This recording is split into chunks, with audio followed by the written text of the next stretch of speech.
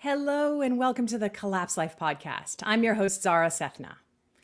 Today's guest is a leading thinker and doer in the personal liberty movement. And while you may not have heard of him before, after this chat, you're definitely going to want to know more. Matt Smith is someone who doesn't like labels, but I will label him. He's a serial entrepreneur, a rancher in South America, and the co-host of Doug Casey's Take, a podcast with renowned author Doug Casey. Matt has created several businesses. He's helped people find advantageous countries to relocate to. And he's now the young counterpoint to Doug's voice of wisdom on the podcast. And when you listen, there's no denying the chemistry and the mutual respect the two have for each other. So Matt, welcome to the show. It's really a pleasure to have you with us. Well, thanks for having me. I really appreciate it. Happy to be here. So the pleasure is ours. So I just kind of wanted to start a little. You're in Uruguay right now, are you? That's right. Uruguay, the country no one knows much about because it's quiet and keeps its nose in its own business, and it's very peaceful. That sounds great and rare these days. So tell us a little bit, how did you get there? Give us a little bit of your backstory, how you, where you grew up and what led you to being in Uruguay and being the co-host of a podcast with Doug Casey. Well, it's certainly a long road. I'm 48 now, so it's been a long time. But I'll say I grew up in the Midwest. I grew up on the Illinois-Iowa border, a very boring place. It was, during a period when everything was deindustrializing for the Midwest, kind of a part of the Rust Belt, really. So really any opportunity for anybody who was intelligent or ambitious, they really had to leave. And the path to leaving was always going to college. To pay for college, I'd join the Army. After that, I went to college for just about a little less than 2 years, and I hated it, so I left. It was a positive and negative, honestly, that whole thing. One is that I was totally unemployable because without a degree, without anything, no one would hire me for any job that I would be willing to do, I guess. And so I ended up having to start my own businesses. And while that's a longer, harder road in many ways, it worked out much better for me. So I spent basically the last nearly 30 years building and growing businesses. And that's really all where my time went. And I happened to meet Doug Casey along the way at one point, actually, before if you don't know Doug, you really need to learn about Doug. Before the financial crisis in 2007, 2008, I'd been reading Doug's work before that, and he predicted it was going to happen. And so I, with my young family at the time, decided from Iowa, that I probably should check out a different country. I hadn't really even been outside of the US then. This is 2007. So about 2 weeks after my daughter was born, I decided to come check out Buenos Aires.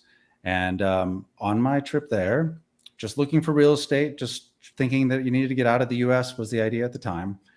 And I was only motivated to go there really because I'd been reading Doug's writing.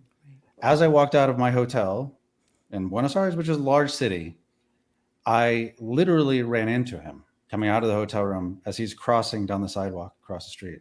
And I've met celebrities before, and I don't really care about any of that, but I made a total fool of myself when I met Doug. I ran into him. I told him he was my hero, and that's actually true. So anyway, it just shows there's a lot of serendipity of things that happen in the world. A few months later, I moved my family down there, got introduced to him through other friends, and have gone on some wild adventures with him over the years. It is an amazing story, and it is, I think, just a perfect indication that sometimes things are just meant to be. Well, before we get into kind of the rest of our chat, I think you need to explain a little bit about why Doug's message resonated so much with you, and just a little bit about him. Well, here's the important thing. I think that it's always preoccupied me is the idea of what is a good model for how the world actually functions? Not like theoretically, but how does it really work? And more importantly, or at least as importantly, how do I relate to it successfully? Like, what can I do to engage in the world as it is in order to be successful and get the things that I want out of life? And Doug gave me a philosophical model for that. A lot of it's in libertarian ideas. That's a big part of it. A lot of it is just focusing on, accepting total responsibility for your situation. A lot of it is focused on trying to create value for other people. A lot of it is just understanding the the psychological issues in individuals that cause them to behave the way they do, and also the economic issues, which is kind of like a behavioral manifestation of individual psychology, really. So for me, it was really useful. Like Doug's well known for giving financial advice and, speculating in minors and stuff like that. But really, he's a moral compass. He's a philosophical person. And so everything I got out of it was really relating to a model for how the world works and how I could successfully interact with it. And I was already, as an entrepreneur, successful, but my model of the world was very, very incomplete. It still is incomplete, but I've been trying to fill in the details really my whole life. It's interesting that you mentioned that the place where you grew up at the time when you grew up was it was deindustrializing. So it was actually kind of going through its own transition / maybe collapse. Yeah. You grew up in a time, in a place where the sands were shifting. Did that shape how you saw the world, do you think? No, I didn't really even understand it exactly. But it was very clear that the opportunities were evaporating. I mean, where, 2 generations of my family worked for John Deere, which is based there. Everybody did, basically, them or another one of the tractor manufacturers that was based there. So all the jobs were sort of disappearing, and there's a huge brain drain from all of those. I mean, if you look, everybody went to the coasts, everybody went to the cities, essentially, if you were trying to pursue some economic opportunity. So I was just like everyone else that wanted to get out of there, really. It didn't really affect me otherwise. Okay. And then you made a huge leap. I mean, you left the country, and that's not something that everyone would do, not even something that everyone would even think about. So how did that come about, and how has it played out for you? Well, so I left twice. So the first time I left, and I didn't expect to go back. The first time I left was in 2007, before the financial crisis. Certainly, it seemed obvious that things were broken. You could, especially again, reading Doug's work and other people like Doug, it seemed obvious that things were broken and that there had to be a reckoning. And that reckoning was financial primarily in nature. And I think now we can see that it has dimensions beyond just economic and finance.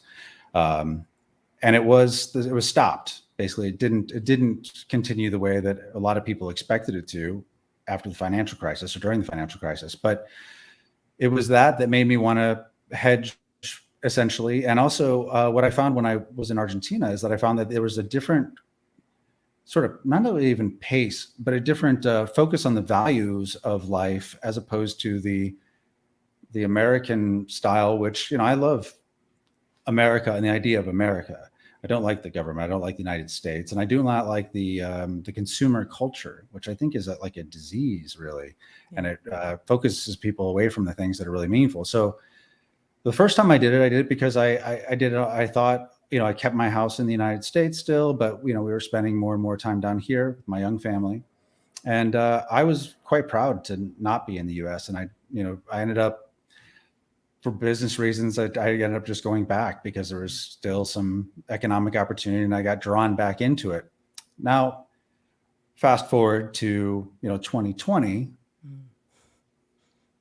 you could see, if you're paying attention to stuff, you could certainly see that the economic stuff that was unwinding in the financial crisis, you could see that it had to continually unwind, that it was actually just made worse by all the things that had been done since the financial crisis. So that there's a reckoning that must be coming, and I've always been on the lookout for that. But then when you add the COVID elements to it, when you see what was happening there, and you see kind of decay of a lot of the things that tied Americans together, it became more urgent for me, I guess, in looking for a solution. So essentially, Doug calls 2019 and before the before times, which I think is a great way to think of it, because everything was different before it, and it will never be the same. Right. So if you can accept this notion that there was a kind of a line in the sand before times, and after that everything changes, then what I did after or in 2020 is I started to think, okay, if my model of the world is what I think it is, then what should I do to make sure that I'm not just protected or insulated from it, but that I can actually still enjoy building and doing, and I hate the bunker mentality. I think that's just foolish. So what could I do? And then that brought me back down to Uruguay. So you moved there in 2020? Moved here in 2021 is when we moved here. We actually spent most of 2020. I bought a RV and we spent a lot of time going around the United States looking for ranches to buy there with the thought that, I could have more family around and stuff like that. It'd be easier for them. But after a long time of looking, we just decided it just wasn't, we didn't think it was a good idea because there are a whole bunch of risks that are unique to the US as well. It's a lot of the risks in the US. And also we couldn't find anything that we really loved there, but we did here. That's amazing. So what I think is so interesting about you and Doug is this perspective that you have on the world. And you take this very big picture view, but you also really kind of go down into the details. And in your podcast, you help people understand that. So I kind of wanted to get into some details. You recently wrote a piece about 11 assumptions that you're making about the world, and then how you are using those assumptions, not predictions, to kind of frame your own plan. So I wanted to talk a little bit about some of those and help people kind of unpack them, put some details around them. So I don't know, we can start maybe with one of the big ones to me, which is CBDCs, so central bank digital currencies, and then tied to digital IDs. Yeah. Well, let me state first, the reason that I wrote that and framed it in that way is that these are basically points of debate between people. And a lot of people are worried about these things. And so a huge amount of energy was being consumed by people that I'm around, essentially fretting over them and trying to imagine what they would do if it happens, and maybe they should make what they can do to stop it. And what I was trying to do is just say simply that I think these things are going to happen. I mean, it's possible that some of them might not, but instead of dumping your energy into worry about them, or dumping your energy into trying to, I think, fruitlessly fight them off, what can you do instead? So if you just accept these things as true, how would you order your life around those to make sure that your life is still happy and fulfilling, and that you could still build and you can have a great family? I have, my kids are teenagers.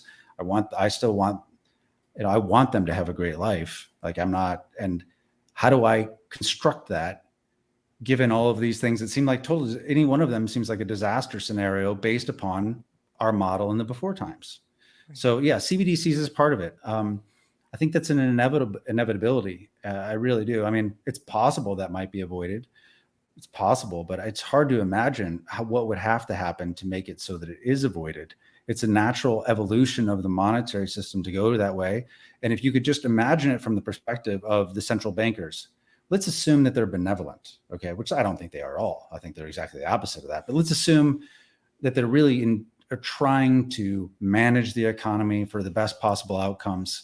The tool set that they get with the central bank digital currency, even if you don't worry about them, keeping you from buying beef or any of that stuff, which they probably would, it allows them a set of tools that in their mental framework would be a lot more effective at trying to manage the economy. Whether it's, if you want to roll back inflation, you can do it extremely easily because they can slow the flow of money very easily. They can make it say that by simply saying, that interest rates paid to you directly based upon not spending money are higher. All of a sudden they can change that. And so people are incentivized not to spend, which then would have an effect on economic activity, which might lower inflation. So the tool set's really compelling. And you can imagine why, even if they're good, that even if they aren't trying to control and dominate people's lives, that they want this and they're going to have it. And they've spent lots of time and energy building it out. So I think it's an inevitability. Right. So rather than spending time panicking about it, or trying to figure out how to fight it back, you sort of say, okay, let's assume that this is happening. So how do you see navigating through that? Is there a certain way to protect yourself from the worst forms of the social credit system or things like that? Yeah, the social credit system is really another thing that's kind of connected to digital IDs, which you mentioned. I think the biggest thing that I've tried to do is I think if COVID taught you anything, it's that when you're dependent on centralized systems at all, if you're dependent on, a single source for your food from a grocery store or two grocery stores, if you're dependent on, a doctor help you and they require, or if you're, for surgery or whatever, and you have to be vaccinated to go. I mean, if you're dependent on a single employer for your income, and if you choose not to go along with something, then you could lose your job.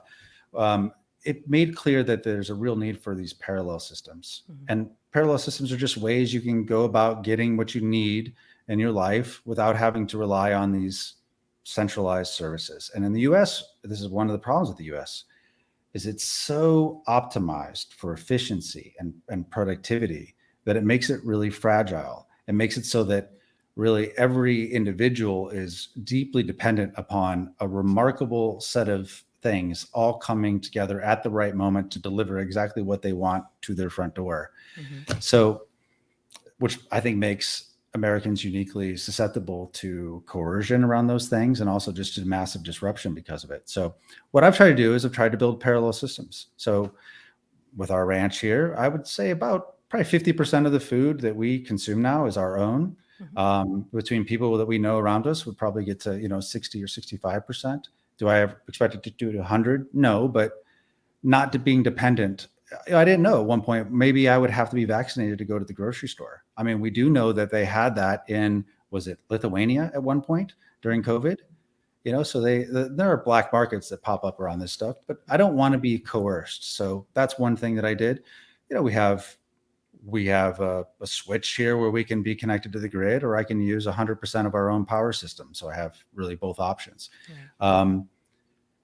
I have a private doctor, all these different things basically. So what I've tried to do is try and get in a position where I cannot be coerced through these centralized systems. The other part with the central bank digital currency is I started thinking, it's not just because central bank digital currency, but because ultimately the money is being messed with in a big way. We see this in people's inflation. You see the grocery store bills going up.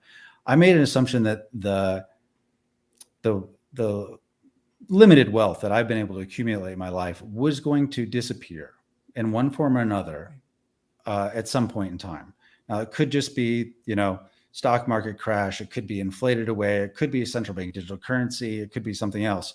So what could I do to turn those financial assets into real assets today that made it so I didn't need to basically have the cash in order to buy the things I needed? So that's what I've done around it. And I think that those things make sense. I mean, one of the basic things people can do is look at all the normal things that you're going to consume in the next 12 months or 24 months for that matter. The basic consumption items, all of those have gone up, whether it be aluminum foil or whatever else. There's a book written a long time ago called The Alpha Strategy. And in it basically says, just buy all the things you're going to need now rather than saving your money in dollars in a savings account. Right. And for a lot of people and a lot of things, it makes a lot of sense. So I've done that. I think other people could too. Yeah. You already touched on this, I think, in assuming that, the financial assets that we have now are going to go away in some form or are going to be worth less. So in terms of the assumptions that you've made, what is your thinking about a coming financial crisis? Is another global financial crisis inevitable? It seems totally inevitable. I mean, I can't even, there's no set of circumstances I can imagine where it would be avoided. The question is delayed. I mean, in the financial crisis, a lot of people expected that was kind of it, that there was going to be a reset of some kind, but they managed to kick the can down the road for a long time. And I'm grateful, actually, I'm super grateful that they managed to keep it going that long. It gave us a lot more time to accumulate assets. And so, my hope is it'd be great if it can be delayed longer, but you can just see cracks in the system now that you didn't see, certainly 5 years ago or 8 years ago. The deluge of money that has been printed since COVID. The system seems to be running out of steam. And, whether it's this over the next year or it's over the next 10 years, I just can't imagine a scenario where it doesn't happen. And you just don't want to be, it's a musical chairs. You don't want to be, when the music stops, you better have a seat. Yeah. Yeah. What else? What are the other assumptions that you had on your list? Well, travel's a big one. I mean, limitations on travel are, you can see them being ratcheted up. COVID gave a great excuse for that. And while those particular restrictions have basically disappeared almost everywhere, the framework, the technology, the expectations of the populace, and certainly the idea in the head of governments that they have a right to better regulate travel is not going to go away. I mean, you even see things like in Europe, where now Europe is requiring Americans to go, for the first time ever in 2024, they have to provide biometric data in advance, pay a small fee, and then they get their visa instead of just being automatic visa-free travel. So that's just one of the little things, but you got to imagine these medical provisions, like vaccines and things like that could be part of it. It could also, there's lots of ideas out there around, are you within your carbon allowance to allow for travel? Yeah. I expect that the golden age of travel is over. And so I don't expect it to go back the way that it is. In the meantime, take advantage of it when you can, but be prepared for the doors to close again for maybe it's a month, maybe it's 3 years. You just don't know. How do you pair that idea that freedom of movement may be restricted with the idea that you have left the country and up until now, I assume you've been able to come back and forth whenever you wanted. You still have family, you still have ties in the United States. So how are you squaring those two kind of somewhat opposing ideas? Yeah, I don't think they really oppose each other. But I do think that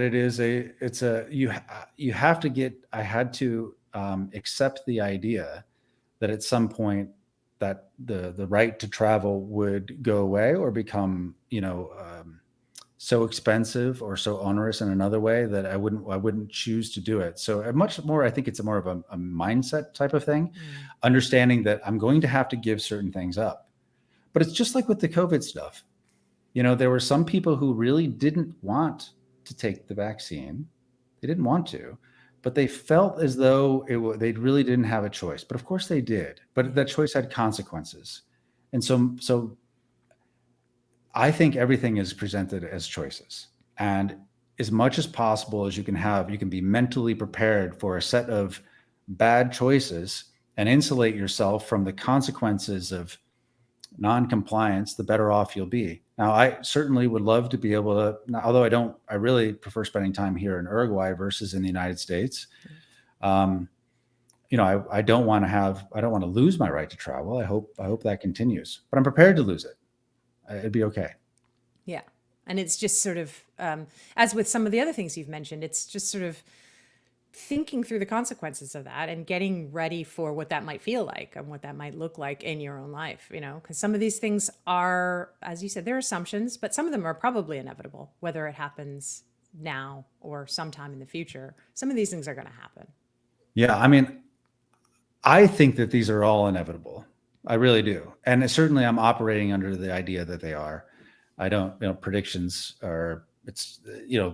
only really have value if you can put a time frame on them anyway.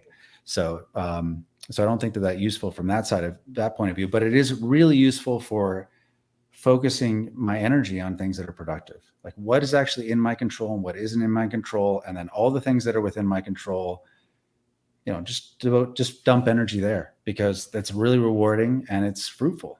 Yeah. A lot of the things that you have mentioned sort of fit into the idea of becoming anti-fragile, right? So when disaster strikes, you're actually in a position to be stronger rather than weaker, if I've phrased that idea correctly. Is that what you would say? Yeah, that's right. I mean, Nassim Taleb's idea of anti-fragile, I mean, it's a great book, although Taleb lost his mind during COVID. He's one of those people who I thought you should have faith in, and you totally lost faith in him through that. But his books are great. And that idea is really, really interesting to understand. Because his basic notion is that there's being, resilient or being, that you can sustain loss and be okay. And then there's the idea that if loss occurs, it actually makes you stronger. And it's a really hard to find ways specifically that to build that in your life. But at the very least, I think you want to make sure that when things happen, they don't affect you in any really negative, catastrophic way. Mm-hmm. And again, the COVID example is a good one for a lot of things. I mean, people's businesses got shuttered. People, did things that they regret during that time period. And for me, another thing that totally clarified for me during COVID is that I just, when I saw what I thought was happening, which is this coordination and stuff that just can't be accidental, and seems more and more it just can't be accidental. Mm-hmm. And that, although it was obvious at the time, if you were really looking for it, you see this behavior patterns that don't make sense to see internationally, all done the same way.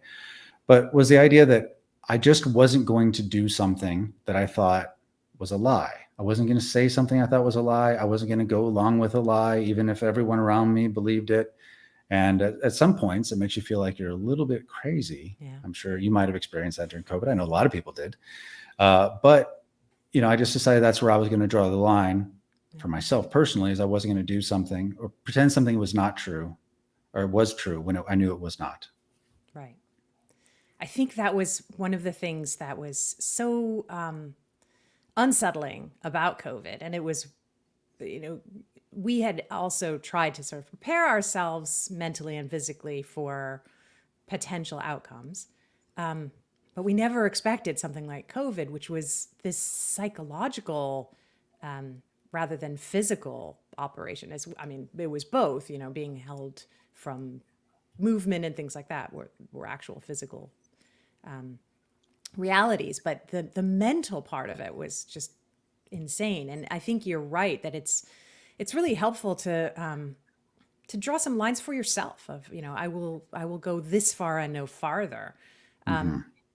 But it was crazy because, and I think that this is not over, that you can prepare in your mind for many various outcomes. And, your list of assumptions is actually really helpful. But something like COVID was to us anyway, very unexpected. So we had prepared physically. We had a bit of a small homestead, and we were growing our own food, and we had chickens and things like that. What we didn't expect was the forced vaccination and, your restrictions on movement and restrictions on ability to go to the doctor or go to work if you were unvaccinated, things like that, which we had just not prepared for. And having a well and, a generator wasn't going to save you from that. Right. Well, and I think the hardest part of all that, I think, was just the psychological part, which you mentioned just a minute ago, because I didn't, when it all started happening, I thought, this could be good. It could be something that actually brings people together. Mm-hmm. No matter what, whether it's something that kills a lot of people or it's totally fake or whatever, that it was like something that is such a splash of cold water on a society's face that it might wake people up, which is, I think, always good. But it actually had exactly the opposite effect of that. Mm-hmm. And that was shocking. And during that time, I'd always heard about Gulag Archipelago, but never read it. Yeah. And so it's 3 volumes. I only read the first one. But what you see in there, what you see about the way that society turns on itself, and that the state doesn't have to be all powerful in it. In fact, the way that it basically utilizes the population to turn on itself. And you could see these things happen. And I realized, probably my greatest risk where I was living in Denver at the time was probably my neighbors. Wow. And I'm like, wait a second, that's weird. I never expected that. I never expected that my neighbors would be a risk to me. And so that caused a whole reassessment of everything. And then you can see people being this whole effort to divide people constantly. It's COVID and it's the BLM stuff. And just one of the companies that I own there was super strong pressure on us during the BLM stuff to take a public stance on it. And it came from people in the industry we're in. And it also came from my staff even. They're just like, and I'm just like, absolutely not. We're not going to bring political stuff here. Yeah. But that was another effort to divide. And then you see, obviously, with the Ukraine stuff, and then now it's the Israel Hamas thing. And it's just, and you see these things are all constantly to divide people. And the sad thing is that people keep falling for it.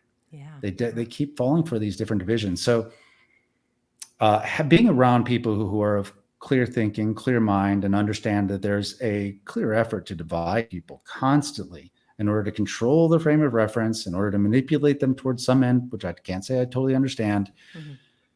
I think being around people that think clearly is more important than ever. Yeah. I think, this now ties into the actual maybe planned effort to control what we think and how we react emotionally, which leads us to another one of your assumptions, which was around war. So there's two potential wars, and not even potential. Some of them are actual. So you've already mentioned, we're seeing kinetic war in Europe and the Middle East, but there's also this fifth generation warfare. Yeah, that's the big one. Yeah, and it's another thing that I think you touched on, and a lot of people are spending a lot of time talking about them, these concepts, and fifth generation warfare is one of them. And I'm not sure people really know what to make of it. So what are your thoughts on? I think that everything that you see through a screen you should not trust. Yeah. Literally everything. In social media, they call it a feed because you're supposed to eat it, and they line it up for you what you're supposed to eat. And so even on the alleged free speech platforms like Twitter, I don't think you see anything you're not supposed to see. And I know they can make you very cynical and suspicious of things, but if anything that's being served up to you, I think you have to be highly suspicious of that. It's trying to help generate a point of view in you.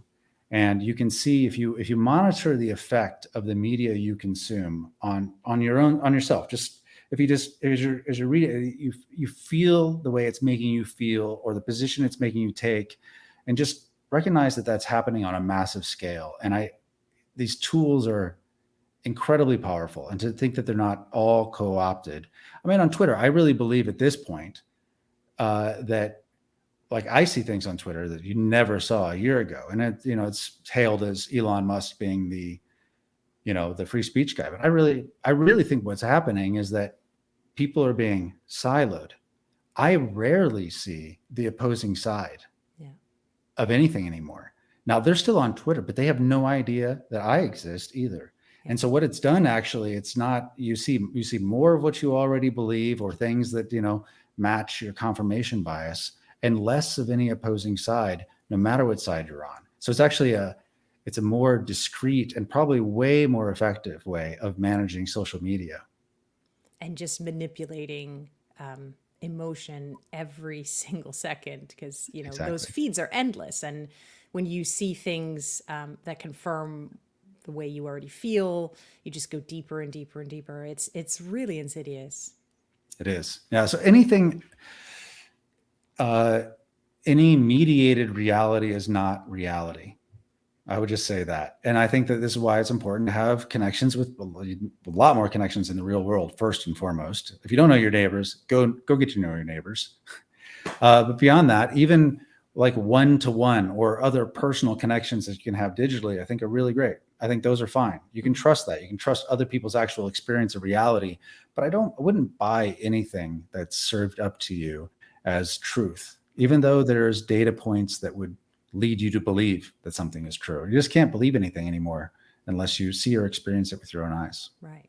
And I think it really helps when you already have some knowledge about that thing, so you can judge what you're seeing or what you're feeling against something that you already know about. So it makes it really hard when you're seeing something and trying to figure out whether to believe it or not, and you don't have that knowledge. So here, I'm getting to a point here, which is, it's helpful, as you say, to have a wider circle of people, and hopefully those people may know things that you don't know, so you can turn to them and say, what's your take on this? So I wanted to ask you about Javier Milei in Argentina. So again, this is something that we're seeing mediated through screens. And there's a piece of us that's sort of excited about what he may represent, but then there's a piece of us that's highly skeptical of, is he what he seems? We don't know. We've never lived in Argentina, but you have. So I wanted to ask you, what do you think? Yeah, and I lived in Argentina a while ago, but I definitely talk to people who are there right now. And I can tell you that the people who are there are excited about it. I would say that there's a sense of hope that of a change in something that would be good. And the truth is, he has his ideas that he's articulated incredibly well are totally revolutionary ideas. I mean, they are not discussed elsewhere. The idea that the central banks shouldn't exist, that they're bad, that, that government is not the answer to things, and not just in a, oh, we need a smaller government kind of Republican fake way, but like, really, these people have nothing. They're here as parasites on the people. Those ideas are absolutely revolutionary, and they're wonderful to hear. I mean, I love it. At the same, let me say this, and he doesn't have to do a lot to make the life for people in Argentina much better. Mm-hmm. Argentina is an incredibly wealthy place, wealthy in human resources and the education of the people and the natural resources they have. They're productive people. They're very resourceful, and they spend huge amounts of their current time simply trying to manage the inflation. It's unbelievable, the creative energies that get wasted away because of that and other government regulations. I mean, it's just out of control there. So he doesn't even have to create a libertarian utopia in order to dramatically increase the quality of life, or at least end the directional misery for the population. So it's hard to imagine anything he would do wouldn't be good. On the other hand, yes, I will say, I feel like everything is a rigged game these days.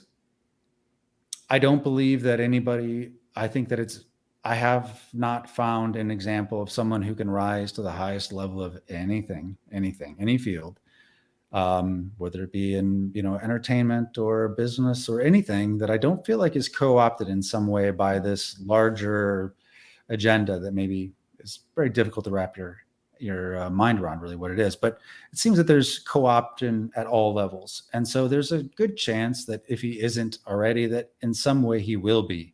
Mm-hmm. And, that's unfortunate. And then he has this, of course, I have no interest in the Israel-Hamas thing, but the fact that he's, so publicly immediately coming out in favor of Israel and, converting to Judaism and all of that, but doing it so publicly is, I think religion's a private thing, right. So I don't understand that. And also then meets with Bill Clinton when he's in the US. I mean, it's just weird. Now I get he's got connections and they do need to raise some money so that they can fix their exchange rate. And I get that, and to undo some of the damage that's been done, and maybe that can help.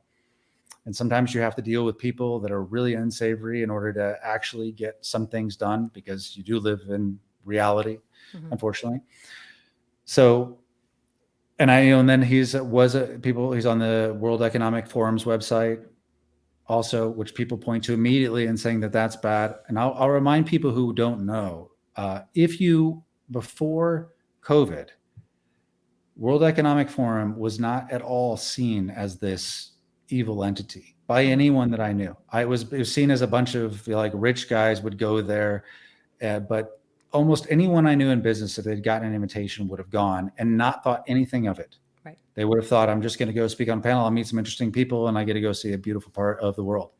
So you can't condemn somebody because of that, and you can't necessarily condemn somebody because of who they meet, Clinton and others. But those things make me suspicious. So I'm hoping that that he'll do good things. And again, he doesn't have to do a lot to make it better. And no doubt his message is great for people to hear. The idea that individual responsibility, individual liberty really matters, that the money system is fundamentally broken. The reason that people have trouble paying for groceries is because of the money system. And the reason that the culture has been sort of gutted from the inside out actually all goes down to the money system. Mm-hmm. In fact, I mean, it's a totally separate issue, but for those who don't know, in 1971, basically the dollar was firmly separated from gold. So it was basically, it's a floating abstraction. There's no underlying value. And if you look at all that has happened in the US, all the problems that you see manifested now, they all started in 1971, all of them. And including things like incarceration rate being up, birth rates being down, divorce rates being up, political polarization being up. Of course, you have inflation in there, of course, but indebtedness, all of these things, the number of lawyers that are out there, the number of the laws that are out there, they all skyrocket starting in 1971. And the thing is, when you take out the one honest thing in the system that holds it all together, which is the way that people can exchange value with one another, when you pull that away, everything becomes, well, it becomes a technocrat's dream. It's all about rules and nothing about underlying value and honesty. And so him talking about that publicly is a beautiful thing. Yeah. So I think that alone is worth it, even if there's all kinds of, if there ends up being, co-opted in some way.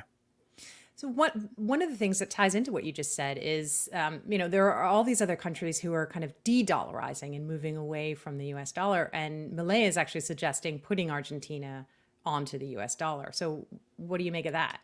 Yeah, that's a good point. And a lot of people bring that up immediately because we see the dollar, if you're from the US, the dollar's a disaster, but what he's actually not suggesting is putting it on the dollar. What he's suggesting is eliminating the laws that require people to use the peso. So now people would make it so that people can legally use whatever form of currency they want. They could use Bitcoin, they could use US dollar, they can use euros, but basically making it so the state can't force them to use their deeply fraudulent internal currency. Interesting. Which is a great move. That's the right thing. But it gets spun as dollarization. Plus, I think like 20% of the physical dollars in existence, US dollars, are actually in Argentina. No way. It is what people use for a lot of things. When I bought an apartment there in 2007, you go to closing with a backpack full of cash. That's how you do it. In the US dollars, not pesos. US dollars. Amazing. So that is great insight. So yeah, I mean, I think you just sort of proved my point, which is it's really helpful to know people who know things that you don't know, so you can have that conversation and say, help me. I mean, I think we both feel the same way. There's a lot to be excited about, but it's always good to be skeptical as well. We should be deeply suspicious of anybody involved in politics or, honestly, the senior levels of business as well at this point. Fascism is the uniting of the state and private enterprise. And I feel like we live in fascist times. You should be deeply suspicious of those in power. Yeah. I guess one fear too, just to put it kind of closing point on this Argentina thing, but it may relate as well to the United States is, you said he can make some small differences that could have a big impact on the lives of people in Argentina. And that's possible as well with our upcoming elections in the United States, that maybe someone could come in and make some small changes that could make a big difference. But then the pendulum could swing really hard in opposite direction and actually kind of make things worse. I don't know if there's any way to kind of balance that, but it's certainly something that I think about and worry a little bit about. Yeah, I just, my opinion, I don't think the U.S. political process, anything can be resolved in. The thing about Milei is he is revolutionary, meaning he managed to stage with his ideas a revolution in Argentina without having to murder people. Mm-hmm. And so it's a total overthrow of the order of the government. There's nothing that will, in the political process in the U.S., that would give the ability to make the changes that would need to be done to set the ship right in the U.S. I mean, which political party wants to get rid of the central bank? Yeah. None of them ever. I mean, Ron Paul did a long time ago, but no one would even consider anything like that at this point. And you really need changes that are that foundational, like that fundamental, in order to really make any difference. Otherwise, it's all window dressing. It's rearranging deck chairs on the Titanic. It's not going to make any difference. Marginal tax rates won't make any difference. Trade policies, even sealing the border, it's not going to make any difference. Because you have to, if you want to actually stop all of the inflow of immigration that's happening, all these migrants, all the illegal activity that's happening, is you have to get rid of the incentives. And who's going to do that? Who's going to cut off the incentives? Nobody.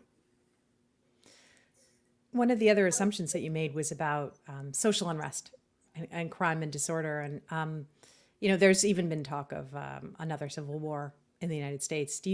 What do you think about that? Do you think that that social unrest is going to grow?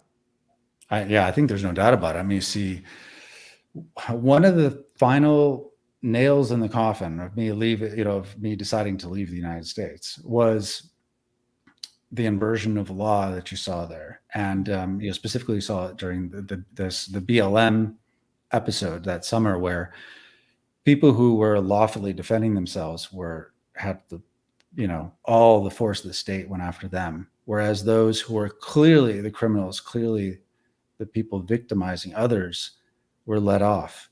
You see this in other areas too. And when that is the case, when the state is actually protecting criminals, this is not unlike what happened in the Russian Revolution. I mean, when this happens, there is no chance of it not getting way worse before it gets better, way worse. So in terms of this, social unrest, it's hard to see it not getting worse. I mean, certainly the migrant issue is creating the circumstances, really a tinderbox where these things can occur. We're starting to see some flashes of that around the world, really. But I don't think it results in a civil war exactly, because there's not, technically a civil war is two groups fighting over control of the state apparatus. There really aren't two groups to do that. If there's anything that results in any kind of armed conflict in the US, which, I would hope none of it would ever happen, but it would be much more like an insurgency. Right. Honestly, it'd be something like irregular warfare, really, than it would be a civil war. Well, let's hope that doesn't happen. Yeah, definitely. Although prepare for any possibility, I think, is the main message here. So, well, crime is clearly going up. Everyone knows it. Yeah. If you're in a city, you're at much greater risk of 100 things that could get worse. And so I think that the social disorder, social decay, social cohesion is being reduced to nothing. And so I think it's impossible to imagine a scenario where, there's not greater crime and disorderly conduct in cities, especially, but probably everywhere. Mm-hmm. So millions of Americans have already moved out of cities and moved to other places. And I think, what your experience in 2020 and 2021, going around the country in an RV and looking for land, really indicates that, the prices of any kind of property, even small, not so appealing properties, had just gone nuts. So for people who are still catching up and thinking, now might be the time to make a move, I can do my job remotely or start a business. What kinds of factors would you suggest people consider? And should they be looking within the country or outside the country? What kind of things do they need to think about? Boy, it's a whole set of different, unique circumstances that everyone faces. Yeah. I just think, it depends a lot on the resources that you have, obviously, the tolerance for change that you have, and, your particular family situation. I mean, I'm a pro-natalist. I want everyone to have lots of kids. I'm against all of this effort to reduce the population and stuff like that. And so because of that, I think that family is the most important thing, especially family, people that you can rely on, that they really are what matters. I have a lot of friends who have, children that are my age or maybe a little bit younger. They have grandkids. They want to be close to their family, and they should absolutely prioritize that. I mean, what's the point otherwise? Honestly. So I think you got to think about that. You got to think about what matters most to you first and foremost. And then you got to look at to have a hypothesis about what the future might look like.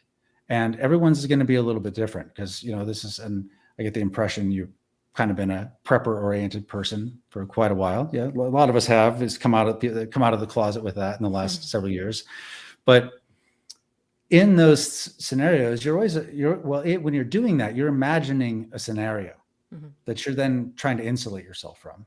So you just need to do that now and think rationally about what that is. So when I'm laying out these 11 assumptions, I'm saying, well, there's going to be a central bank digital currency. So just think about it in advance. And what could you do to just make that blow easier for you to absorb? If there's rising crime in cities and you live in a city and you could move 90 minutes away, where your quality of life would not be diminished at all, where you'd still be able to have close enough access to friends and family, but you can eliminate that entire risk, then, you might want to consider something like that. So it all depends upon your hypothesis. And I think it's really important to form a clear hypothesis about what you imagine next year and 5 years to look like. And then within that framework of what's possible, try and imagine what you could do that would still motivate you to continue building. Because A bunker mentality is basically death. If the idea, well, I'm just going to go and insulate myself and I'm not going to, from all of the storm of the world and just try and be safe from it, that is very demotivating and uninspiring. Most people feel like, well, I'm just not going to do anything because it won't make any difference at all. It encourages a nihilistic thinking, which is a total disaster. So you have a hypothesis, a mental framework about what you think is going to happen, the range of possibilities, and you'll update this as time goes on and you get more information.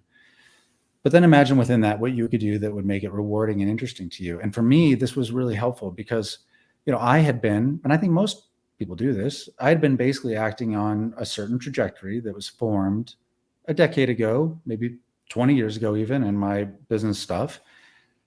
And it gave me time to look back at it and go, well, what do I really want to be doing? What would be more interesting for me? What would I be more satisfied in doing? And how do I, and especially as my kids are getting older, how do I best set them up? And it isn't just about making sure that they have money, and when times are tough, it's about making sure that they're most prepared. So it allowed me to kind of with almost a blank slate, to turn the page on my life up until 2019 in the before times and say, what exactly is important to me? How do I want to live? What are the risks that I think I have to face? And come up with a plan. So everyone's is different, but going through the exercise, I think, is incredibly useful. Yeah. And I think the most important thing is something that you said earlier, which is just remembering that there are always options, that you're never forced into something that you don't want to do. There's always a way. There's always another option. Yes. And the cost of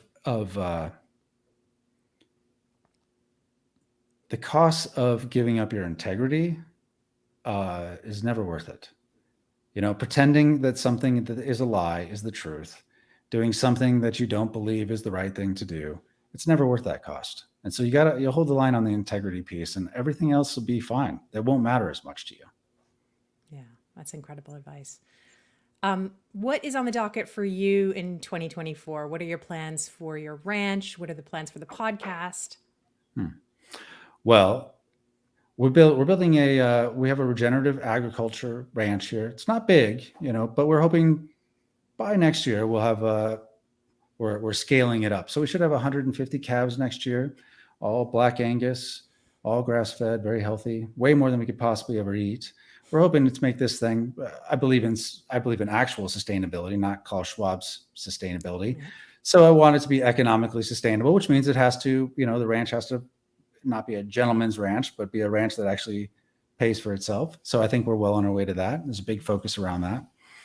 The podcast for me is something that I do because I wanted to share Doug with younger people because, Doug's well known in people my generation, maybe a little bit older than me, definitely a generation older than me, all know him, or a lot of them do, at least in finance.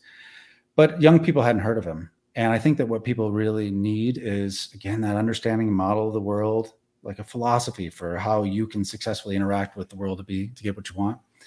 And so I expect to continue doing that. We have a private member group we call File, which is based upon a sci-fi novel by Neil Stephenson. But essentially, it's the idea that in the future, people will not be associated by accidents of birth, by nation state, or, having to grow up in Pittsburgh, so being identified as Steeler fans or some nonsense like that, but really instead be connected by interests and shared values and things like that. So we put a lot of energy into that private group.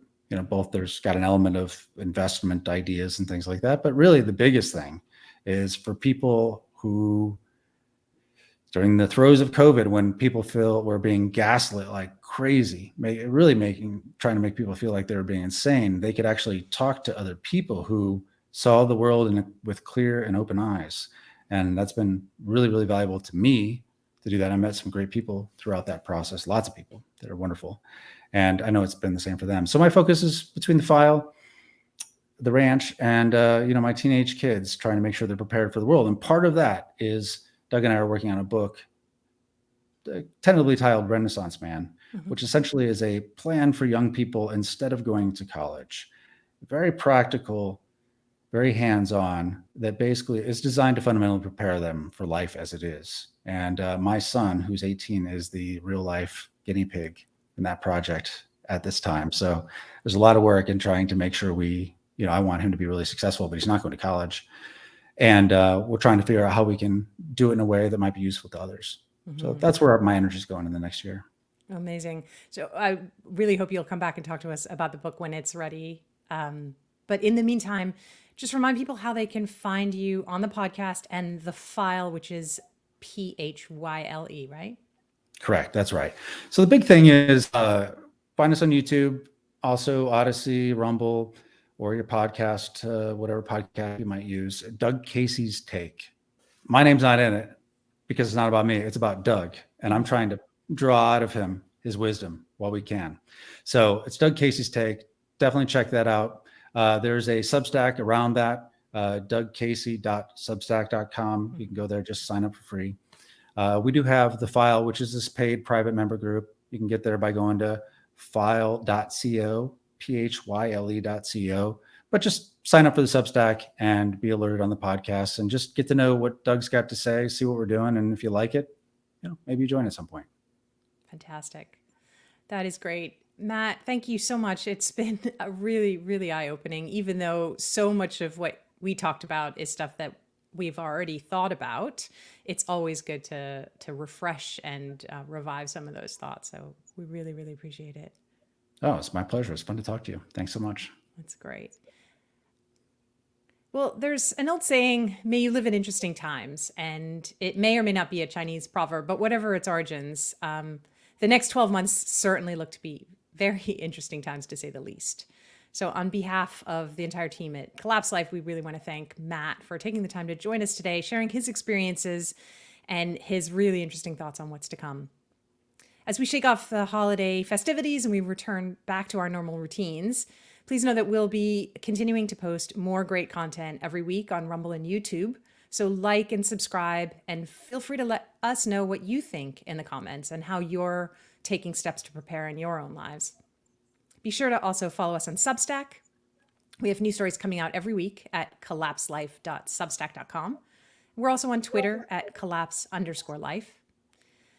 Collapse Life is a thinking person's guide to society and demise. It's about opening eyes, taking control, taking action in our own lives. We look forward to bringing you more intelligent, engaging voices like Matt's, and we can't wait to see you on the next show. Until then, always remember to keep your chin up. It's only collapse. See you soon.